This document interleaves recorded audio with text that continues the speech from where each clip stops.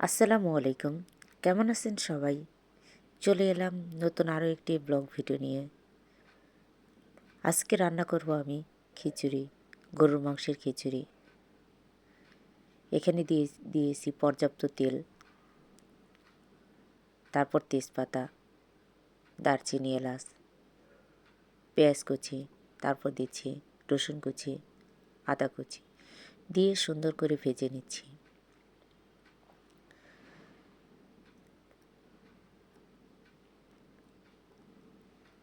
ভাজা হয়ে আসলে দিয়ে দিব পানি। আমি এখানে ফুটন্ত পানি নিয়েছি। পানি দিয়ে তারপর দিয়ে দিচ্ছি পর্যাপ্ত পরিমাণে হলুদ গুঁড়ো, মরিচ গুঁড়ো, ধনিয়া গুঁড়ো, তারপর দেব লবণ আর দিয়ে দিব গরুর মাংসের মশলা। আপনি চাইলে বাটা মশলাটাও ব্যবহার করতে পারেন। আমি বাটা মশলাটা দিইনি,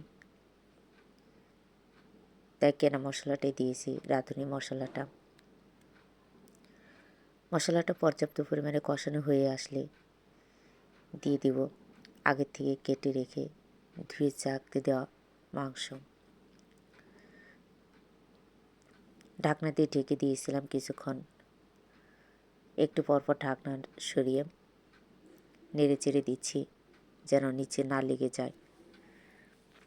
নিচে লেগে গেলে কেমন যেন একটা লাগে গন্ধ।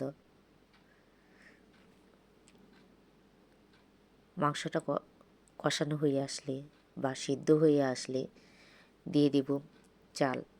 আমি এটা হাতে তৈরি চালটাই দিয়েছি। বাসায় তৈরি যে চাল থাকে আওলা চাল বলে, সে চালটাই দিয়ে নিয়েছি।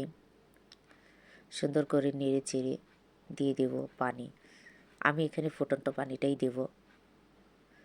বর্তমানে ঢাকা শহরে গ্যাসের প্রচুর সমস্যা, তাই ফুটন্ত পানি না দিলে চালটা সিদ্ধ না হয়ে জাউ হয়ে যাবে। তাই আমি এখানে ফুটন্ত পানি দিয়ে দেব। সুন্দর করে নেড়ে চেড়ে ঢাকনা দিয়ে ঢেকে রাখবো। কয়েক মিনিট জাল দেওয়ার পর আমি আবার ঢাকনাটা সরিয়ে নেড়ে চেড়ে দেব, না হলে নিচ দিয়ে লেগে যাবে। আমার এই ভিডিওটি আপনাদের কেমন লেগেছে অবশ্যই কমেন্ট করে জানাবেন। আজকের মতো এখানেই বিদায় নিচ্ছি।